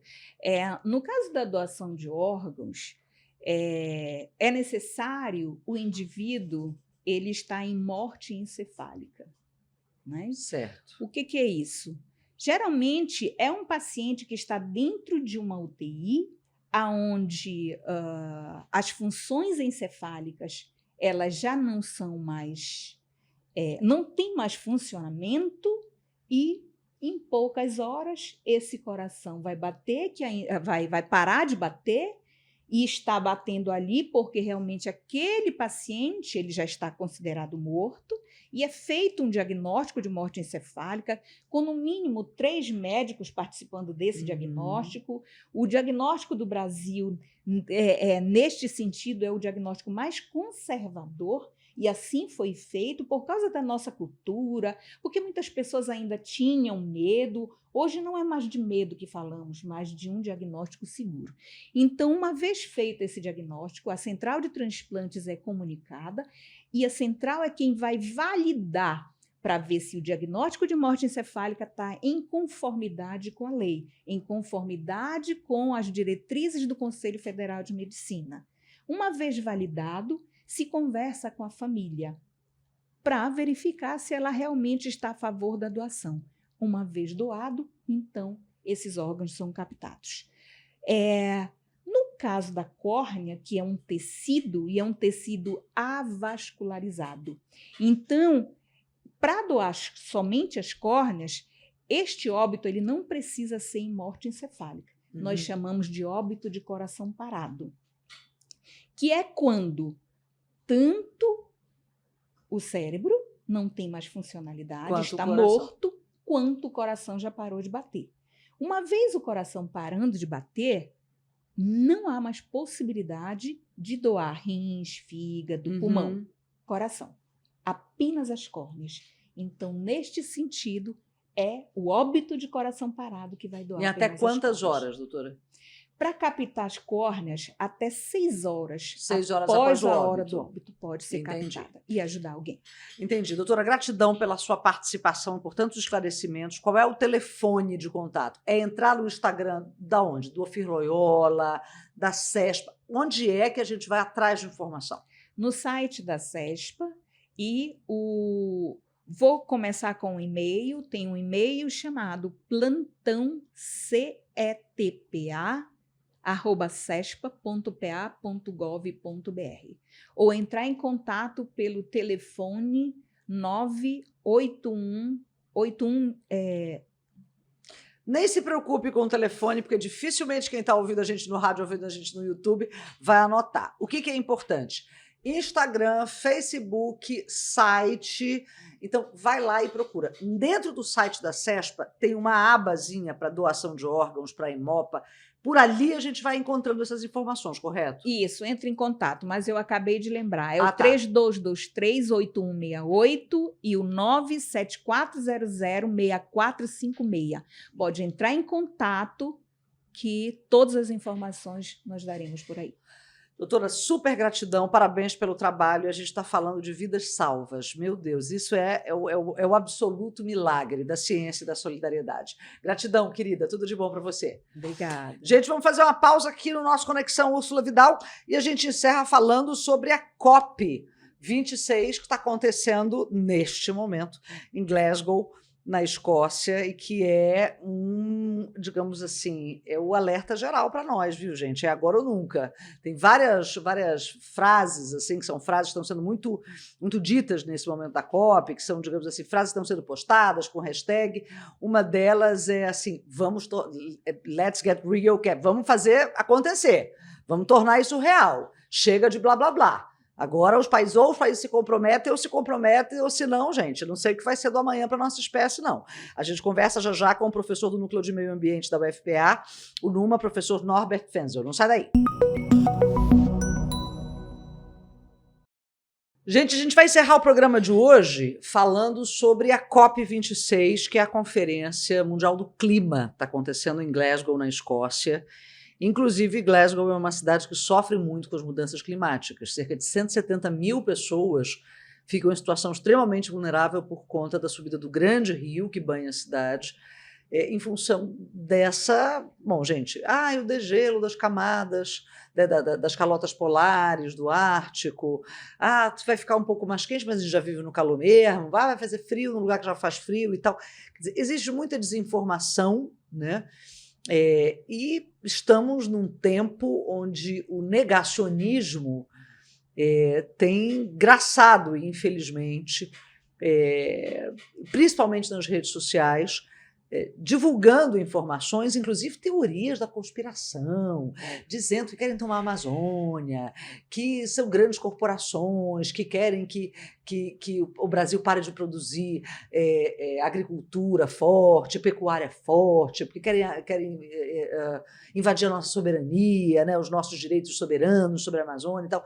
Quer dizer, a Amazônia é um dos pontos. Nós estamos aqui com o que a gente chama de sul global, que é exatamente essa faixa do planeta onde tem a concentração maior de florestas tropicais. É claro que as florestas tropicais são o que a gente chama do pulmão, né, e a Amazônia é o principal deles, ou seja, é quem sequestra esse gás carbônico da atmosfera para poder mediar o clima, mas se a gente continuar no ritmo que estamos aqui na Amazônia, nós vamos já estamos potenciais poluidores por conta da floresta degradada, né? Floresta de corte raso degradada, que ela acaba gerando CO2 e por conta das queimadas também.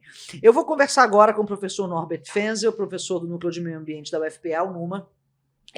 Professor, nós temos 1000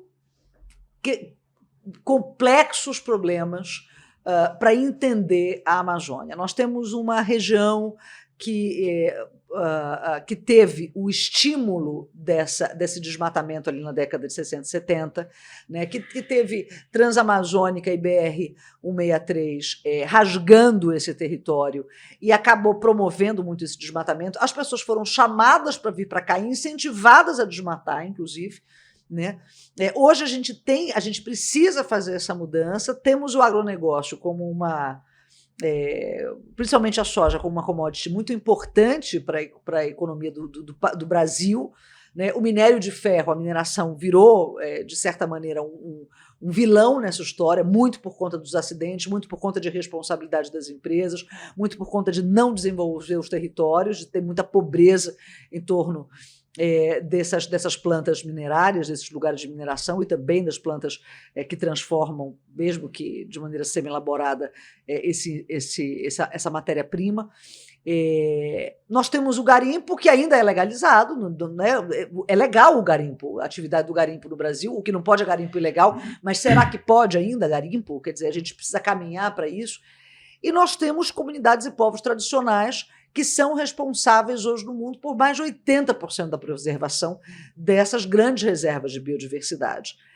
Como é que a gente, digamos, calibra tantos interesses, onde o que está em jogo não é simplesmente a economia de um país, a estabilidade econômica, a estabilidade política, mas a sobrevivência da nossa espécie? Boa tarde, gratidão pela sua pergunta e desculpa, aliás, gratidão pela sua presença e desculpa uma pergunta tão longa. Tá, então, bom dia, muito obrigado pelo convite que você me fez. Bem, veja bem, para eu colocar minha posição enquanto pesquisador sobre todo esse debate sobre clima, eu preciso só fazer um pequeno contexto. Eu estudei geociências e ciências ambientais na década de 70 e aprendi uma série de coisas que, para mim, hoje em dia ainda tem validade. Elas não desapareceram do cenário científico. Então são, por exemplo, nós aprendimos que o clima, durante a evolução do planeta, sofreu grandes modificações, dramáticas modificações que, inclusive, em várias fases, as épocas mais frias destruíram 80% da biodiversidade. Nós aprendemos, por exemplo, de que o clima é causado basicamente pelo problema da modificação da crosta terrestre, né?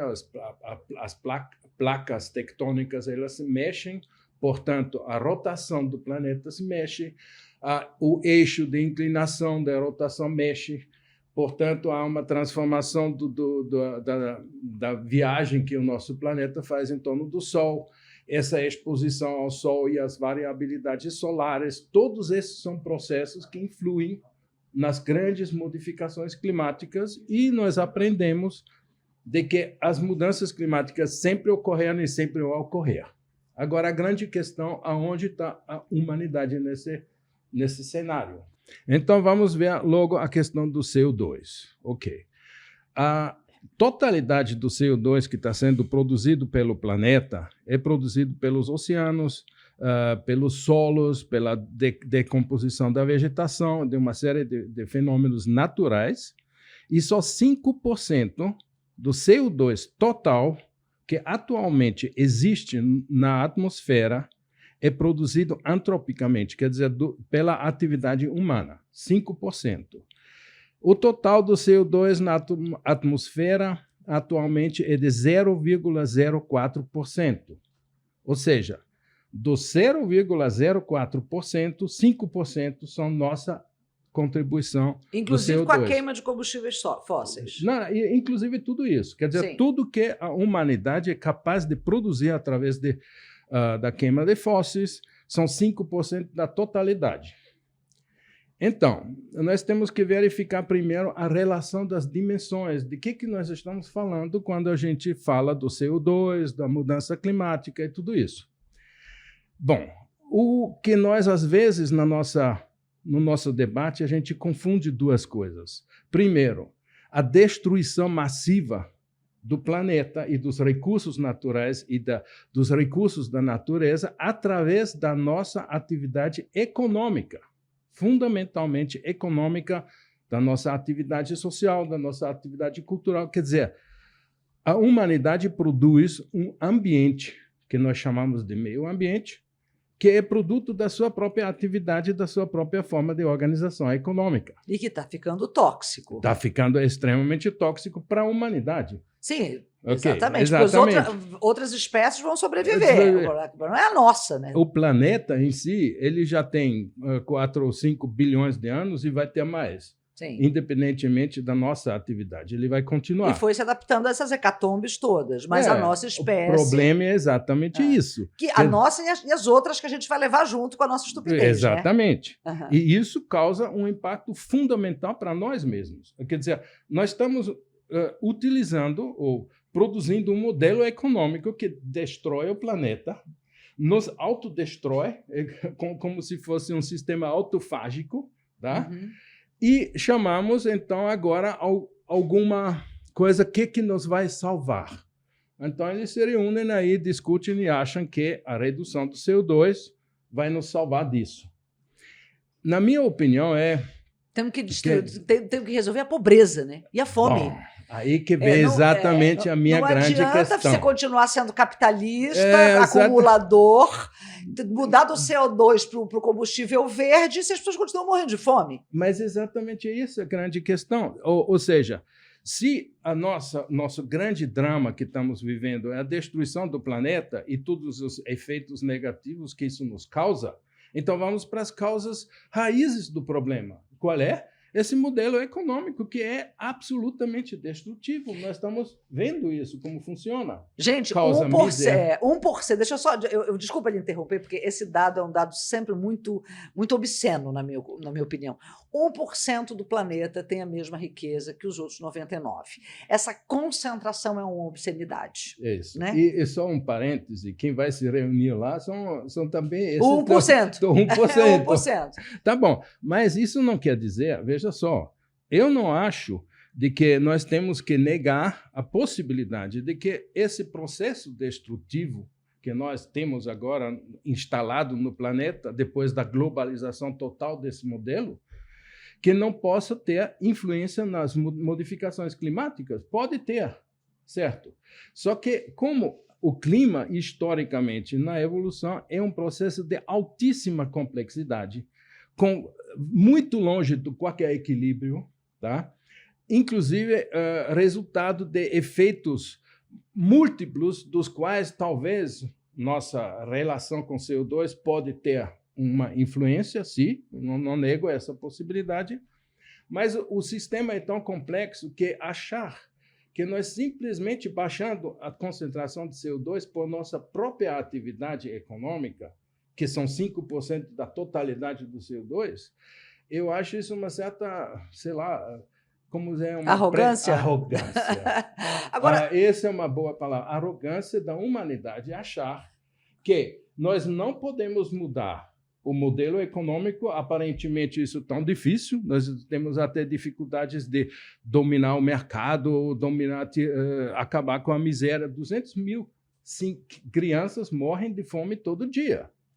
Será que, baixando o CO2, nós vamos, então, tirar todas as crianças que morrem de fome da realidade? Agora, então, professor Norbert, eu pergunto o seguinte, dentro do seu raciocínio, que é de uma clareza, né, e de uma franqueza quase constrangedora, porque, no final das contas, está todo mundo falando da COP, vamos salvar o planeta. Primeiro que não é salvar o planeta vai dar o jeito dele, mas salvar a nossa espécie, a humanidade.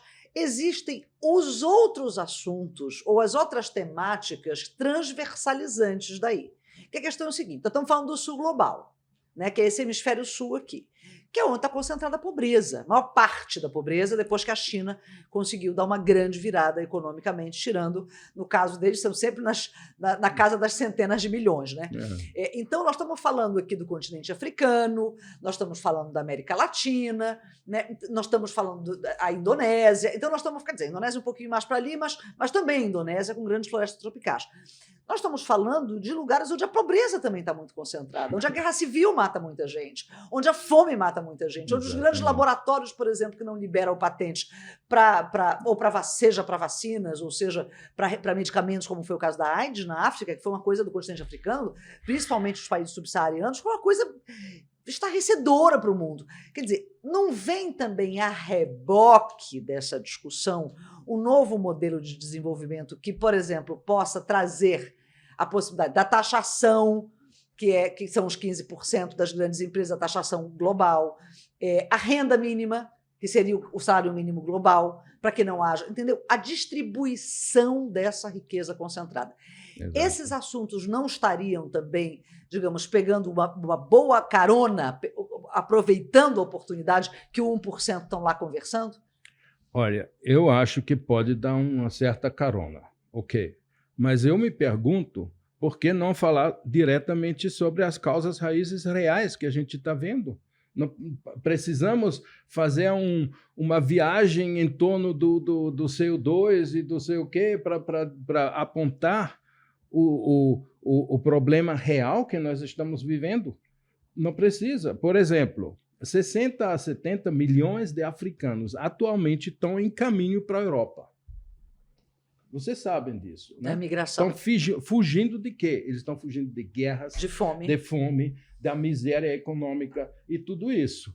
E alguém vai me querer, com todos os dados que eu tenho, vai me dizer que eles estão fugindo do clima, da mudança climática? Não, eles estão fugindo de coisas muito mais concretas, que é a sobrevivência física, econômica, fugindo das guerras. Pronto, então vamos apontar, por exemplo, o dedo nos verdadeiros problemas raízes que causam o nosso sofrimento, nosso desespero. Por exemplo, eu acho que nós temos que ter muito cuidado com a narrativa que está nos sendo imposta. Crise climática, para mim, como geólogo, eu não entendo o que é isso. O que é uma crise climática? Quando é que existia um clima padrão ajustado para a humanidade? Isso nunca existia. Agora, quando a gente transfere isso para o conceito de desculpa, justiça climática. Pois é, a justiça social eu entendo. Eu entendo isso. Justiça social, justiça econômica, isso eu entendo. Mas justiça climática, aonde? Eu não, isso é fora do meu padrão de entendimento, para ser sincero. O que não quer dizer que nossa destruição do planeta que nós estamos produzindo com o nosso modelo econômico, da biodiversidade, inclusive da sociodiversidade. Nós estamos destruindo nós mesmos. Então, que isso não tenha influência no clima, pode ter. Eu até concordo de discutir isso, sem problema nenhum. Eu acredito, inclusive, que pode ter certos impactos. Mas, por exemplo, no caso da Amazônia, quando eu participo em eventos na Europa, por exemplo, quando se fala da Amazônia e da destruição da Amazônia, a única coisa que eles estão pensando é, sim, mas qual é o efeito disso no clima? Eu sempre digo o seguinte, não, vamos pensar primeiro qual é o efeito disso na sociedade amazônica, que sofre pra caramba dessa destruição. Esse que é o problema principal no momento. Não é por exemplo, se você destrói as florestas tropicais, o que acontece? Que você retira umidade da evapotranspiração, que você afeta o ciclo hidrológico. Ok.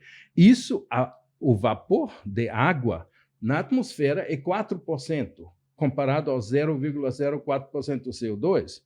E as moléculas de água, sim, têm uma influência muito mais interessante, muito mais importante na regulação da temperatura do planeta.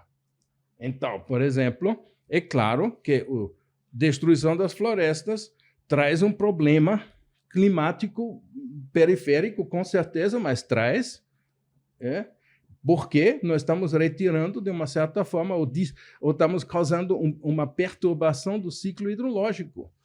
Aí, entrando nesse seu raciocínio, professor, a gente vai trazer a outra preocupação, que são esses vírus, né, que, em geral, começam com os transmissores sendo animais da vida silvestre. Então, quando você desmata, você desequilibra ali aquele um ecossistema, um bioma, e aí aquilo que estava, digamos assim, relativamente organizado e equilibrado, afeta a vida dos humanos em áreas que são áreas mais adensadas do ponto de vista populacional, em geral, áreas mais urbanas. Essa é uma preocupação também, porque, veja, quando a gente fala em justiça climática, a gente também está falando dessa vulnerabilidade da população de área costeira, com o derretimento das camadas polares. Tudo bem, o que eu quero dizer é o seguinte, eu já entendi que o raciocínio isso é importante a gente falar, mas a nossa influência é pequena em relação ao próprio ciclo de vida do planeta, com seus elementos, né? E olhando numa perspectiva de milhares de anos também. Nós estamos falando a gente está falando de 2050. O nosso espectro temporal agora, principalmente na COP, porque antes a gente falava assim, daqui a 100 anos, daqui a 50, agora está falando daqui a 2050, nós estamos falando daqui a 30, menos de 30 anos. Então, assim, daqui a menos de 30 anos, essa desigualdade pode matar muito mais, as pandemias podem ser muito mais frequentes, o modelo de desenvolvimento pode ser muito mais injusto e a vulnerabilidade dessa população mais pobre, que já é penalizada por esse modelo, ela pode gerar crises humanitárias extremamente mais complexas. Então, assim, a gente está falando de CO2, mas a gente não está falando sobre a língua que as pessoas entendem, de certa maneira, já que eu não consigo sensibilizar o Bezos, porque o Bezos vai pegar o dinheiro dele e vai passear no espaço, que eu digo o seguinte, olha, esse povo aqui pode ser protagonista de um novo modelo de desenvolvimento, novos empregos, uma economia verde, a gente diminuir a desigualdade Vamos investir nesse sul global? Vamos investir nessa biodiversidade? Vamos descobrir fármacos? Vamos enxergar para ele? Vamos olhar para cá, para a Amazônia, de outra maneira? Não seria talvez uma narrativa que, mesmo que eu entenda do ponto de vista científico, ela está sendo, digamos, hiperbolizada, né, dramatizada, mas, ao mesmo tempo, a gente conseguiria a tal da grande mobilização global, professor? Veja bem, eu desconfio, lamentavelmente, de que é a narrativa que nos desvia do verdadeiro problema. Eu acho que eu sinto um certo perigo nessa narrativa. Justiça climática. Por que não? Justiça social, simplesmente. Justiça Porque a gente está econômica. falando disso Sim, mas continua sendo o problema principal. E mesmo assim, agora vamos inventar, então, substituir justiça social e econômica por justiça climática, ou crise climática, quando, na realidade, estamos vivendo uma crise econômica e humanitária. Sim. Então, essa que me preocupa, porque existe um certo domínio dessa narrativa, e atrás desse domínio da narrativa, com certeza, tem interesses. Óbvio, né? Então, eu não sei, eu não vou entrar nesse detalhe, porque realmente me faltam dados, mas que eu aprendi a desconfiar de certas narrativas que se produzem no mundo. Tá? Você corre atrás, você precisa o tempo todo ter uma apocalipse lá na frente para poder... tá? Por exemplo, essas visões apocalípticas, se a temperatura sobe 1 ou 2 graus. Isso, para mim, como geólogo, eu vou ser sincero, isso é completamente fora de contexto. Por quê? Porque no início do milênio passado, e a expansão do Império Romano se deu numa época onde a temperatura da Europa era 3 graus superiores que tem hoje. E depois veio a famosa era glacial intermediária do milênio passado, onde a época medieval caiu na profunda depressão econômica, toda a miséria da medieval da Europa foi justamente por causa do frio que e não tinha uma batata para comer. Onde a Tamisa se congelou no inverno.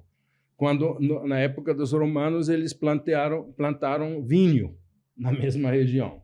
Então, isso nos ensinaram na geologia, que nós estamos saindo de uma época medieval de frio.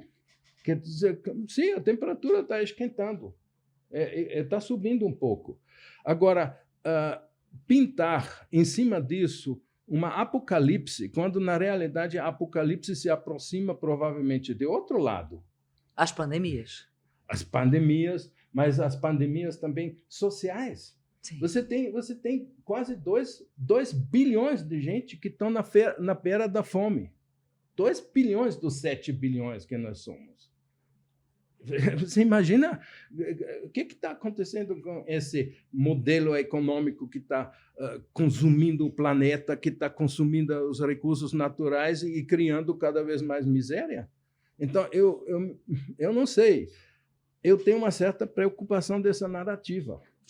Entendido. O desvio do foco da nossa missão humana, que é... Isso, né, exatamente. Assim, estão muito preocupados com o clima, com o modelo de desenvolvimento, com o modelo de negócios, com novas tecnologias de geração de energia limpa, né, novas matrizes energéticas, mas... E o nosso vizinho que está morrendo de fome? Não, eu entendo. Eu não entendi quando o senhor falou assim, lá vai a polêmica, a entrevista vai ser polêmica.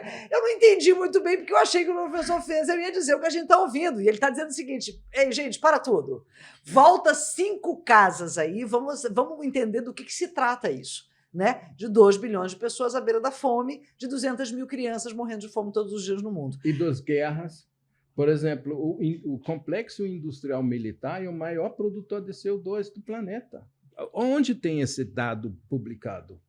Então, se os jovens de Friday for Future vão para a rua, o que eles deveriam protestar, em primeiro lugar, paz no mundo.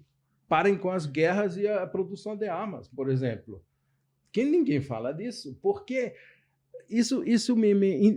eu acho isso intrigante, esse tipo de narrativa. Nós não apontamos nunca aonde o problema mais grave mais está. grave, tá? Entendi. E tem só para terminar, porque nós temos os Objetivos do Desenvolvimento Sustentável. Eu estou acompanhando isso desde a primeira conferência do Rio. Então, eu acho eles excelentes. São os 17 Objetivos do Desenvolvimento Sustentável. Eu acho que nós deveríamos lutar para materializar e realizar esses objetivos. Só que, para isso, vamos ter que mudar completamente nosso modelo econômico. Refundar, né? Reestruturar. Nós nem conseguimos atender esses objetivos do desenvolvimento sustentável se nós não mudamos drasticamente uma série de coisas do ponto de vista do nosso modelo econômico. Por exemplo, eles dizem que um dos objetivos é saneamento básico em todas as cidades do mundo. Imagina só, saneamento básico nas cidades amazônicas, por exemplo. Quanta gente morre por falta de saneamento? Saneamento, né? Sim, sim. E quantos recursos vão ter que ser mobilizados para poder investir?